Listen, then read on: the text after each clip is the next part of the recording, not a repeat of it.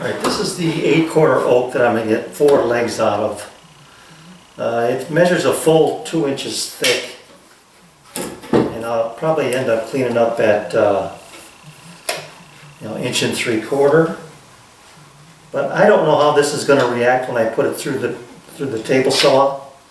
It's you never know what internal stresses are in there, and when I looked at this board here on this side, you can see some stress cracking here. Now I don't know if that's from when the tree was felled, or if that came from the sawmill as they cut it up.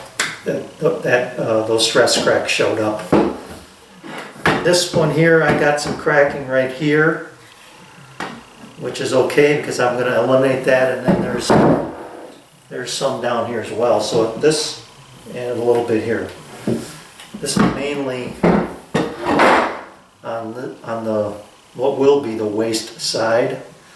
So I'm going to start these out at 2 1/4, and I know that's a lot of material, but if this first piece, goes one way or the other, if it relieves that way, or if it, whatever, I want to have enough material there that I can get a straight line out of it. So that gives me about a 1/2 inch to work with, and I've never seen anything go any further than that.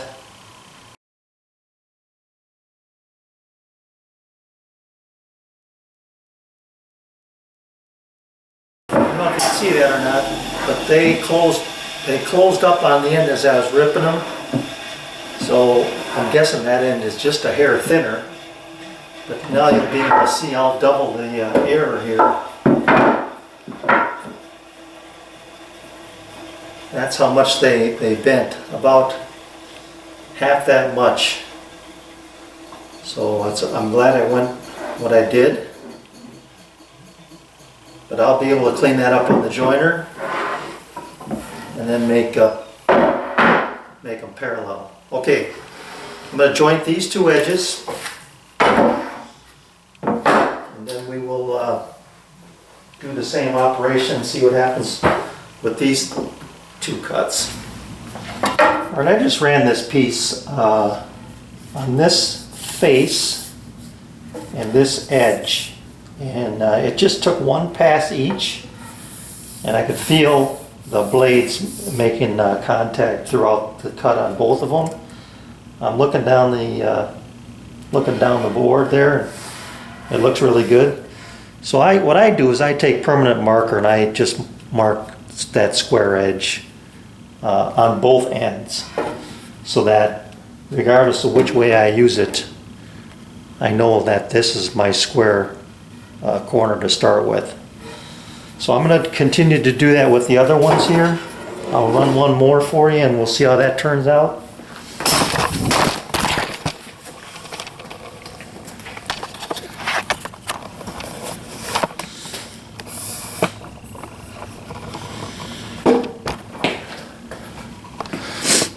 Maybe.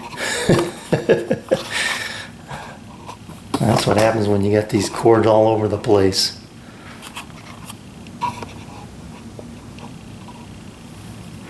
Alright, we'll try this again.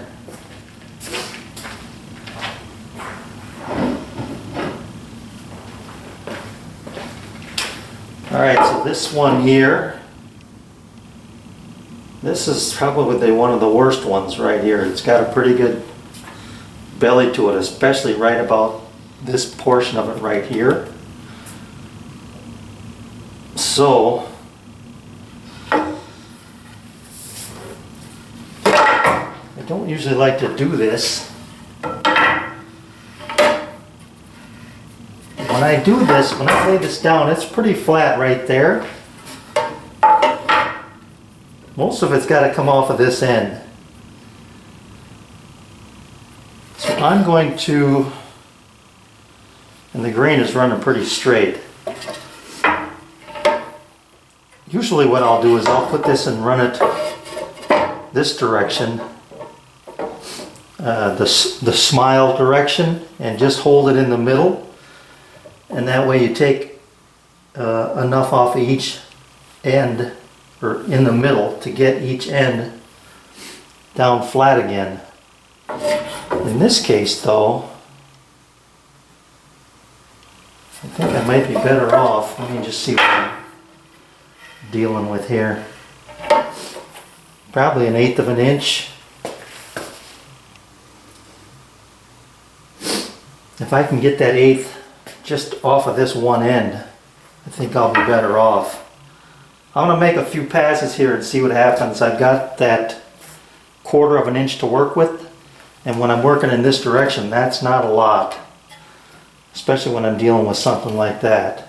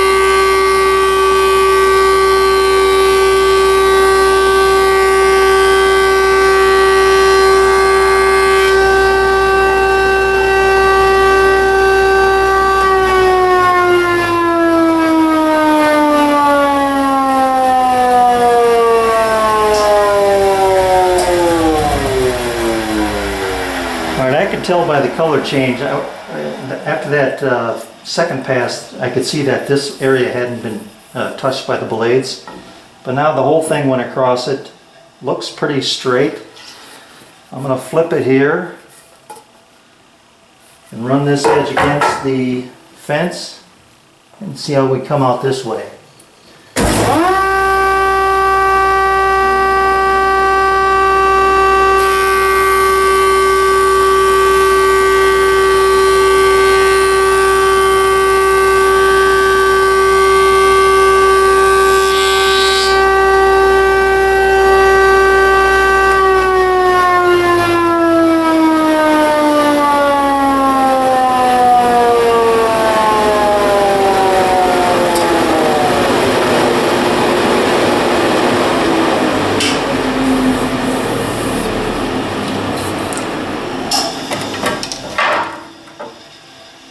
That looks good to me. I've got about, first of all, I've got here 46 inches and I'm going to only use a 40 of it. So this part here, just 2 1/4 that way. Here it's inch and just under 7/8.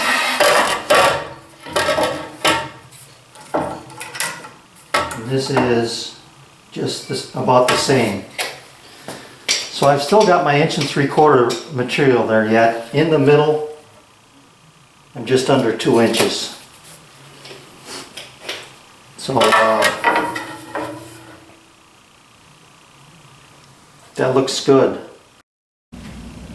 I got it lined up on my my planer here, and you can see that I've got the square corners in kind of some different orientations, some to the inside, some to the outside, but that's the way the grain is running. It's on these, depending upon which way it's running, I guess. I know that it's running away from the blades as they're going to come through here. So I'm going to take and run them through probably a couple, 3 passes, take a good look at them, and if I have to go back to the jointer again, I will on this edge to see if they move at all. But they should be pretty stable at this point.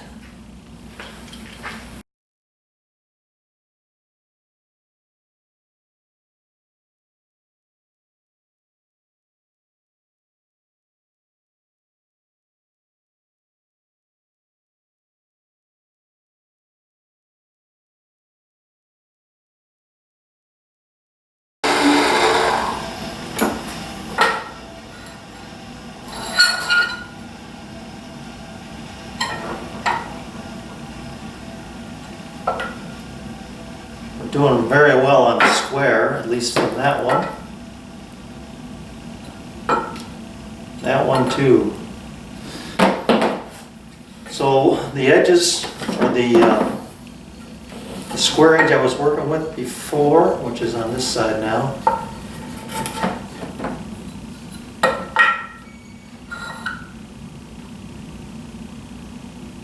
This one's a little bit off.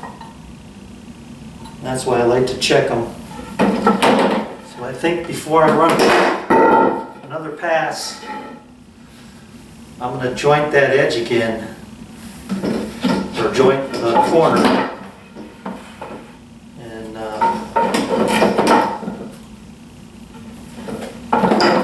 make sure we're staying square.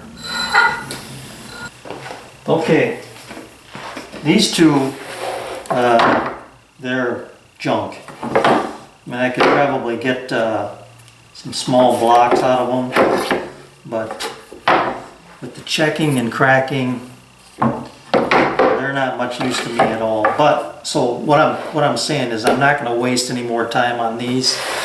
I'll leave them as is. These here, I looked them over. They look really good, really nice, except this board here. You can see that I've got some area that needs to be planed yet. So right now I'm at 1 7/8. So I want to keep them as, you know, as stout as possible, as thick and square as possible.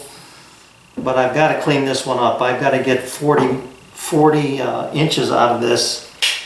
And I've got, right now, I've only got about 33 and a half. So I've got to run this face through and get it planed down. It's probably only going to take 1 or 2 more passes. So, okay, this was my problem board here, and this is, I thought it ended up 1 13/16. And I've got 41 inches to work with. So I probably want to cut it. I'm gonna probably want to cut it off as close as I can to where this area that didn't get planed up here, so I can remove most of the checking on that end down there. The other 3 are in really good shape, except for this one here right there. That'll be,